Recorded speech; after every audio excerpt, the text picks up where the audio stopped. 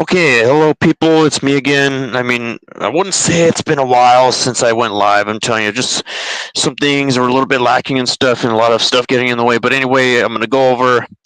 One thing I want to go over is MLW Slaughter House. And yeah, before that, I got to give ratings to, you know, NXT, Dynamite, and Impact. Now, NXT, I would give that an 8 out of 10. Dynamite, a 7 out of 10. And now, what else? Oh yeah, the Impact 9 out of 10 right there and stuff right here. Yep, and that's what I have to give right there and stuff. So I thought I'll go over those real quickly and stuff, before going with Slaughterhouse anyway and stuff right there. So anyway, because I don't want to have too much content stressing me out. But anyway, this Slaughterhouse, I honestly expected better out of it. I really did. Because honestly, this Slaughterhouse felt a little bit lacking, but still decent in my opinion and stuff. But anyway, so here's how it goes. I wouldn't know about calling it a sellout to think about MLW Slaughterhouse. I mean, one thing for certain is that this was better than Full Gear, because Full Gear I'm gonna go over after Slaughterhouse sometime. You could say that and stuff. So anyway, like I said, I wouldn't call this a Slaughterhouse exactly. So you could say this is sort of a perfect venue for a promotion like MLW, with the show airing November 9, being filled with luchadors. So a lot of MLW regulars weren't in action that night, so they should have matches there once again and stuff and all that. I want to make myself clear, and all that. But anyway, so yeah, you could say the thing with the Contra unit, Ikuro, Kwan, Cruel, Minoru Suzuki and Janai Kai spoke on the entrance ramp and were booed on the process for being heckled, and all that by the fans and stuff. As you can say, numerous baby faces formed them and brawled in the process as, Matt Riddle. Anyway, Matt Riddle hit several of the heels with a chair, and Riddle got on the mic and told Satoshi Kojima he is chasing in his title shot on January 11th in Dallas instead. We don't need to worry about the locations, But anyway, there's also the Rogue Horsemen with Brett Ryan, Gosselin, C.W. Anderson, Brock Anderson with Bobby Fish getting in the ring and stuff, is saying, quoting, "This is what success looks like." As BRG said that, claiming that they are the reasons the show sold out. As he said, the Bomey Fight Club are just pissing them off in the process right here. Just funny commentary right there and all that, because that's what they said right there. Is you can say this brought out Alex Kane, Mr. Thomas, and Kevin Knight and stuff right here, which leads to the first match: Alex Kane and Mr. Thomas versus C.W. Anderson and Brock Anderson in a tables match. As you get the BRG sitting down and joining commentary and stuff right there and all that, with the action immediately spilling to the floor, you could say, and all that. Before Joe said, Bobby Fish and Kevin Knight brawled to the back as the two tables were pushed into the ring before BRG got up and was set to cheat and stuff, before Paul London showed up and he brawled it with BRG to the back, with Mr. Thomas slamming through a table on the floor after like 3 minutes and 40 seconds and stuff. And honestly, let me tell you, man, honestly, it just felt kind of weird to me that,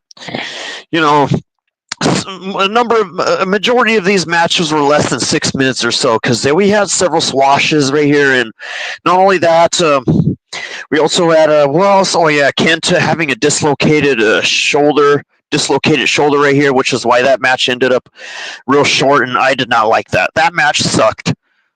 That absolutely did. Oh my goodness. That was garbage. That sucked, man. Come on, I did not want that. I was not expecting that at all. The thing about what happened with Kenta and stuff, the way he had dislocated shoulder, they had to cut off the match early, and it just made me think like how much longer the match could have been and stuff and all that stuff. But anyway, so yeah, how do we go through this? So yeah, Brock hitting a spine buster to send Alex to the table, which, yeah, I think was shockingly short in my opinion right here, because I was even wondering, like, the fight with Matt Riddle.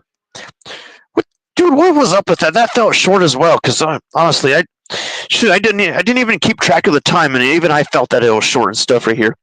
So when you get Brock hitting a spine buster to send Alex to the table, with C.W. Anderson and Brock Anderson defeating Alex Kane and Mr. Tomlin in a tables match, around like 5 minutes and 15 seconds, which isn't a lot of time in my opinion. But anyway, you got a video clip airing of Paul Walter Hauser talking to Eric Bischoff, with Hauser inviting Bischoff to come do something with them. As you could say, it was a setup scene, you could call it, in other words. before we also have a sit-down chat with Matthew Justice, who said he would never quit and loves professional wrestling and also likes doing segments like that in the taped episodes as he hit a belt made of bullets and stuff, as he hadn't noticed that before with a very well done segment right here and stuff right there. And yep, that's the thing about MLW. Here's the thing about, how do I put it?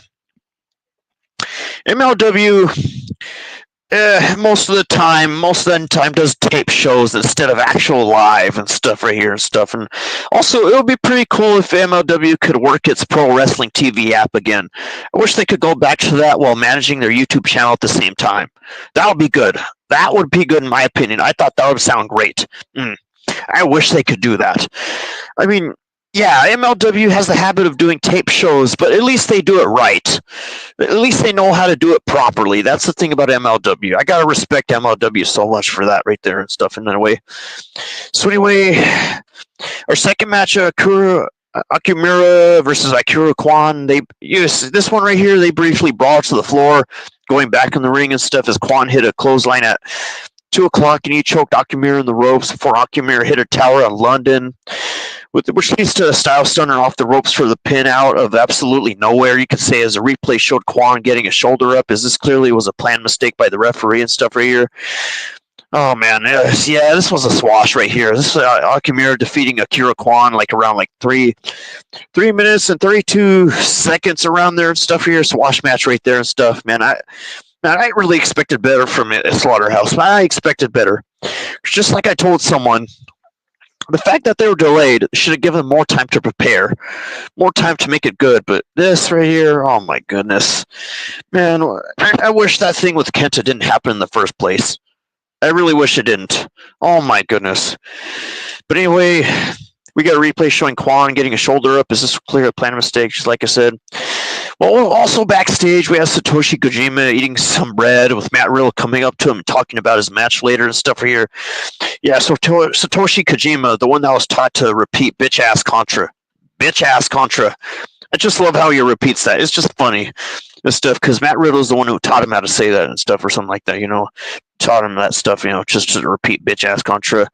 Where you get the third match, which is probably... Oh, okay, I was a little bit wrong. This match was a lot. This match with Kenta was 10 minutes and 25... Oh, wait. Anyway, never mind. But anyway, sorry, my brain's a little bit mixed up right now. So anyway, you get Kenta versus Paul London as they alliterate that London is still a bit of heavy, a little bit heavy. Some people reiterate that London is still a bit heavy, but also that's where things get slammed out a lot in the past year and stuff is standing switches and stuff, and it feeling out of process to open and stuff, as London hit a drop kick at 2 minutes and 30 seconds as they fought to the floor, where Kenta hit some roundhouse kicks before going back in the ring as they traded blows, and Kenta whipped London's back into the corner before Kenta hit a DDT for a near fall after 7 minutes. Oh, for some reason the match with Kenta felt shorter than that, because I thought I felt a lot shorter, because I don't know, for some reason, I don't know, it had to be like some parts of the match they ended up cutting out or something, because I thought I only saw 3 minutes, but this match was around 10 minutes and 25 seconds. This was not a swash at all, so I got to give Kenta some respect for that. I don't know, it felt a lot quicker than expected, but it felt a lot quicker. But anyway, 10 minutes and 25 seconds, I'll say.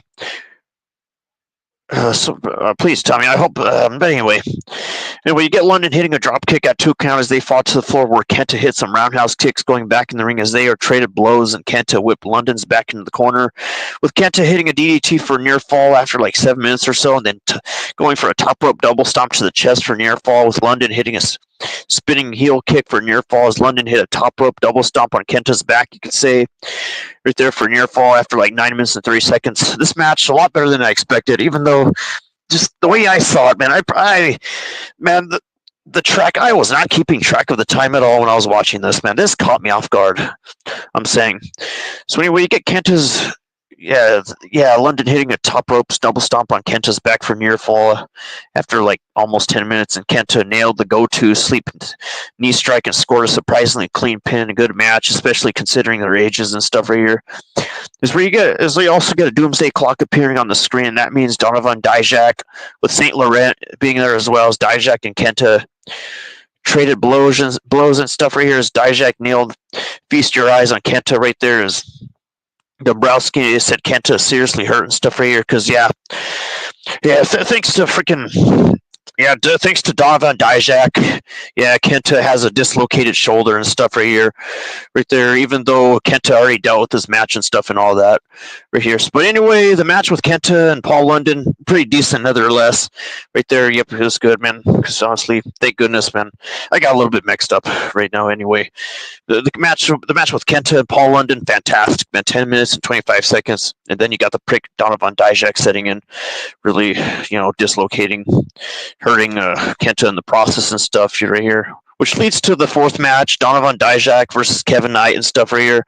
Is got Dijak mounting him and hitting some punches before Laurent joined Dombrowski on commentary and stuff right here.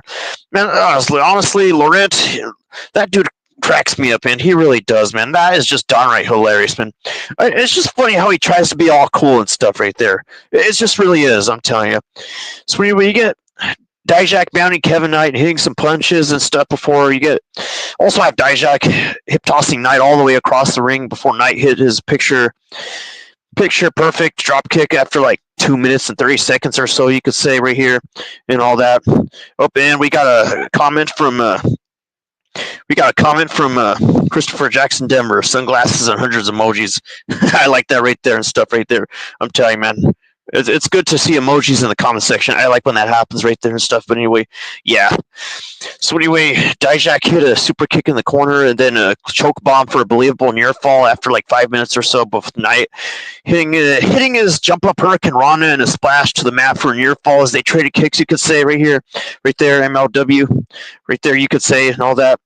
Yep, I'm gonna tell you, man. MLW is awesome right there. I mean, honestly, the funny thing is I lost track of the time that happened with Kenta and Paul London. It was like 10 minutes and 25 seconds. I thought it was shorter than that right there and stuff. But anyway, you got Knight hitting his jump up Hurricane Rana and splash to the mat for near fall, like I said, which leads to them trading kicks, you could say. This stuff as Dijak nailed his disgust mafia kick as he nailed Feast Your Eyes. Pop-up knee strike for the pin happened as well. Yeah, that's what he did right there. Some really decent stuff right here. But anyway, honestly, I really wish this match was a little bit longer, around 6 minutes and 38 seconds. I wouldn't count that as a swash, you could say. But anyway, you get Donovan Dijak defeating Kevin Knight right there, around like 6 minutes, 38 seconds. Personally, I was going for Kevin Knight because of what he did to Kenta and stuff, even though he didn't have an actual proper match with Kenta. That just made me think, what gives? What freaking gives? Come on, Donovan Dijak, don't be a prick. You didn't even have an actual match with Kenta, and you have to like dislocate his shoulder. What gives? What's the deal with that? I do not get that, man. I wanted Kevin Knight to win that one, but anyway, still good nonetheless. So you got Laurent going back on the mic and saying that he was glad to dump Lawler, instead have a beast like Dijak and stuff. Freaking Donovan Dijak, I'm telling you, man. What gives? Man, it just made what was the deal with Donovan Dijak doing that anyway? Dislocating Kenta's shoulder for absolutely no reason at all. Absolutely no reason. When that wasn't even an actual match right there. Just because Kenta won. I mean, that's not going to change the fact that Kenta won. Because Kenta, that's the thing. It's not going to change the fact. It's just dislocating your shoulder. Not cool. That's being an asshole right there, in my opinion. What Donovan Dijak did right there. But anyway, we got another vignette telling us that Trevor Lee is coming to MLW, where we also have a backstage segment with Selena De La Renta and Cesar Duran. You know, you could call this the telenovela needing to be canceled or sort of right here, because in my opinion, Selena was being kind of a jerk because the way she told her henchman to get the effing baby out of there and stuff. I mean, I don't get what's the deal with that. Like, what was up with that? That's literally her child. That's literally her newborn child, and she tells them to get the effing baby out of there. Man, I could even see the look on Cesar Duran's face, like, what gives? Like, what is up with that and stuff? Anyway, you get Delmi Exo versus Gigi Ray and stuff right here. This is also a swash. My goodness. Also a swash. I want to know what's the deal with the swash matches in this MLW Slaughter House. I mean, I'm most likely going to give this Slaughter House an 8 out of 10. Not a 7 or anything, just an 8 out of 10 and stuff. Still good nonetheless. Even though some parts feel a little bit lacking, you could say, squash matches, Dilla, Renta's behavior, and Kenta getting injured. Come on, come on, come on. We can do. Well, come on, MLW, do better than that. But anyway, you get Delmi Exo defeating Gigi Ray after like 3 minutes and 54 seconds. Ray, where Delmi was able to roll her up for a flash pin. It's sort of a solid match. I wouldn't really call it a solid match, but I'm not hitting on MLW. I'm not mad or anything. It's just, anyway, you got John Dombrowski interviewing Exo and congratulating her on the win and stuff right there as Janai Kai ran up and attacked Exo from behind as Kai threw her into the ring and kicked Exo in the head and stuff as she had a pair of scissors and she cut a full braid off and stuff before Janai then took the Mexican flag and wiped her feet with it and stuff right here because, I mean, she's heel work. I mean, that's the thing. That's what heels do. They do that crazy stuff and every now and then stuff is you get then putting it on a prone Exo as the crowd loudly booted this and stuff. You could say the pop-up's getting annoying anyway. But anyway, you get her wiping her feet on it, the flag and stuff as the crowd loudly booed this as Kai headed to the back, waving her around her trophy lock of hair and stuff right here. You get Christian Cole being backstage trying to get an update on Kenta's health after the attack by Dijak. Because what the frick was Dijak thinking? I mean, it would make more sense. It would make more sense if Dijak had a match with Kenta, but no, he didn't. This was like literally no reason at all. Like, I do not get this, man. That was not cool, man. Anyway, you get Minoru Suzuki and Matt Riddle right here and stuff right here. I mean, one of my more favorites. This one, I'm really glad Matt Riddle managed to win this one right here because it just felt like he lost enough times by Contra, the Contra unit and stuff right here and stuff and all that.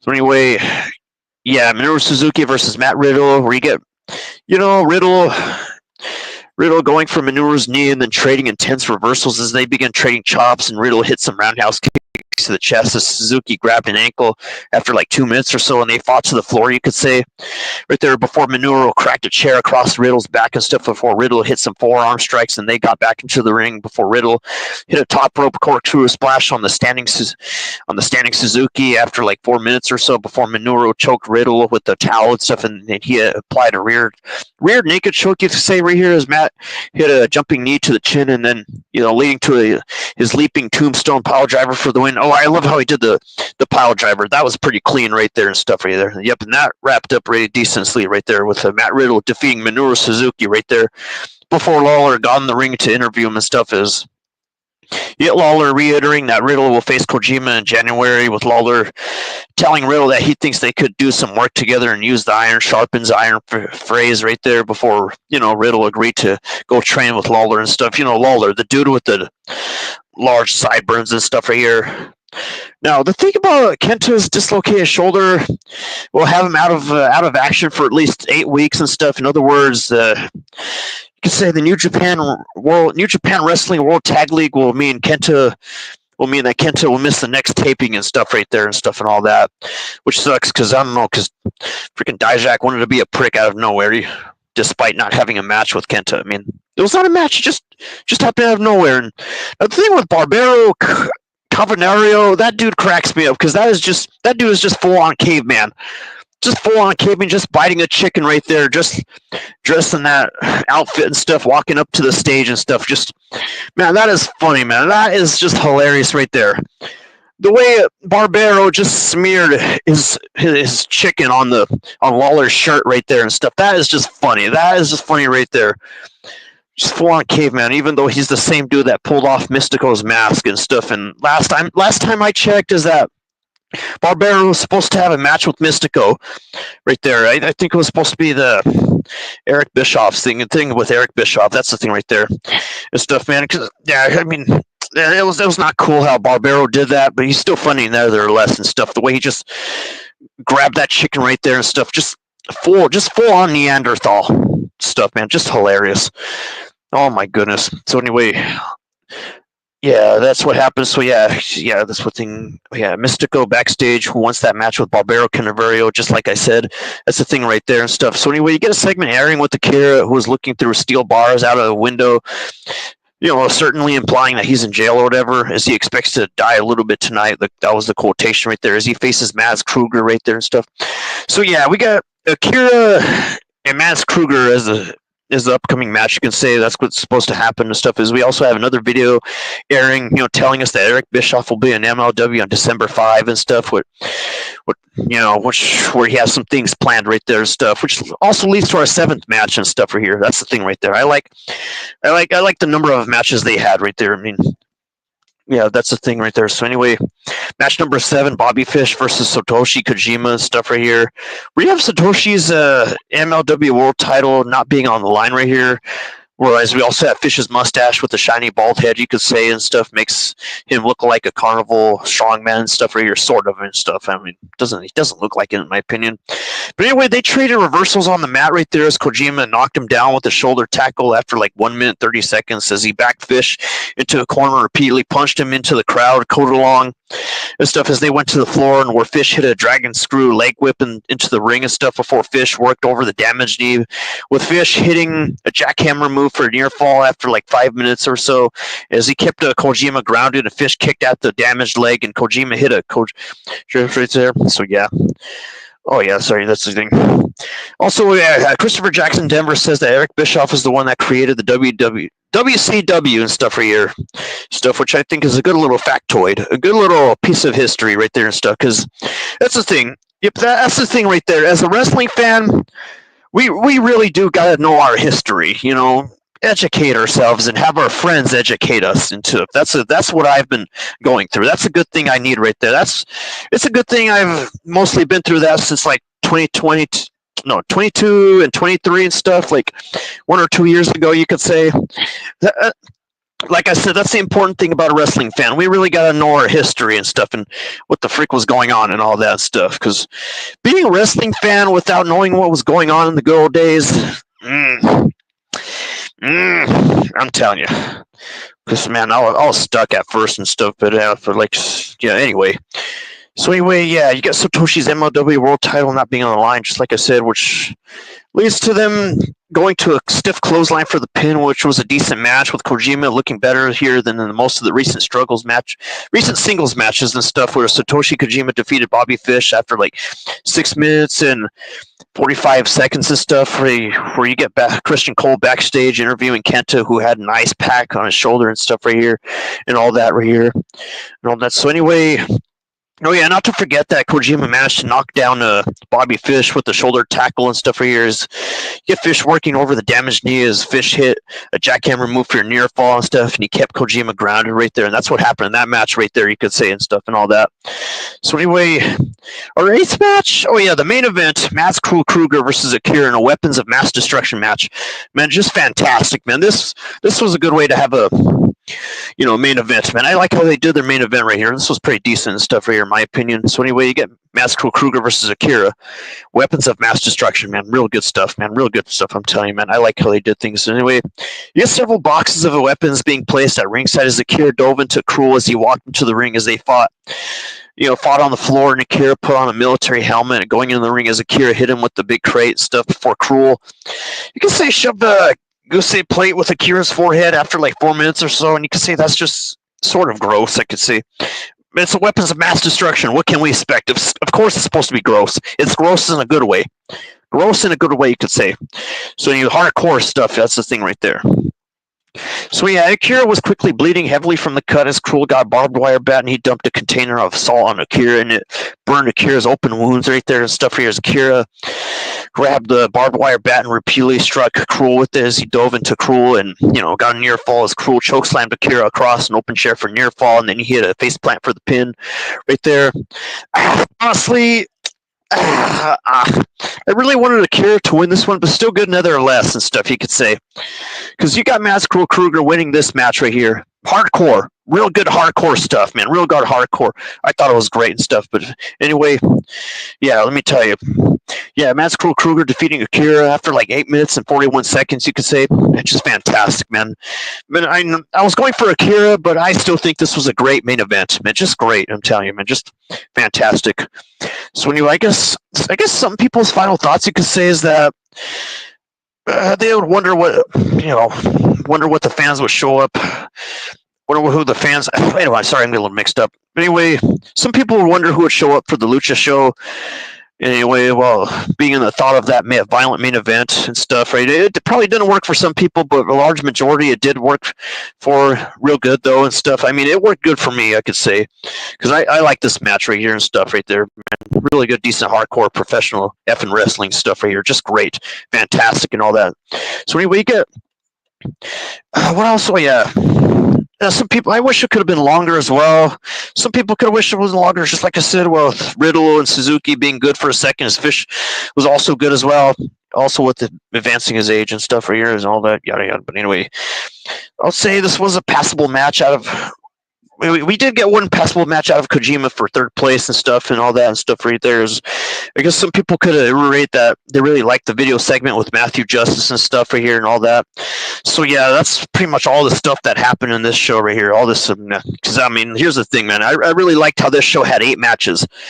8 matches, really decent stuff. I mean, even though a number of them were swashes and stuff, less than 6 minutes, man, I expected them to be longer, but still good nonetheless and stuff. So anyway, so yeah, that's all I have to give to you people and stuff right here. Yep, all these 8 matches for Slaughter House. And what happened before that, with NXT, Dynamite, and Impact. I already rated those when I started the video. So anyway, yep, this is all I have to give to you people and stuff in this video right here. Yep, these 8 matches so far and stuff. I mean, thank goodness, man. Thank goodness it was 8 matches, because if it was like six matches or 5 matches, I'd probably give it a 7 out of 10. But yeah, but since they managed to work the cards right here, yep, I've got to give this an 8 out of 10, or somewhere between 8 or 9 out of 10, somewhere between there and stuff, But anyway, I thought this was a great show and stuff. So yeah, so yep, that's all I have to give to you people. And just remember, this is Red Lightning Bow 97. About to tell you to rock out and be there, guys, for the next show, for the next, hardcore professional wrestling live events. Or tape events, if it's done properly, you could say. So anyway, yep, that's all I have to give to you people. Yep. So yep, this is Red Lightning Boa, about to end the video right here. Give you a good goodbye and a good thumbs up right here. So yep, rock out and be there, guys. Rock out and be there. I'm about to end this video right here, right now. A good bye-bye.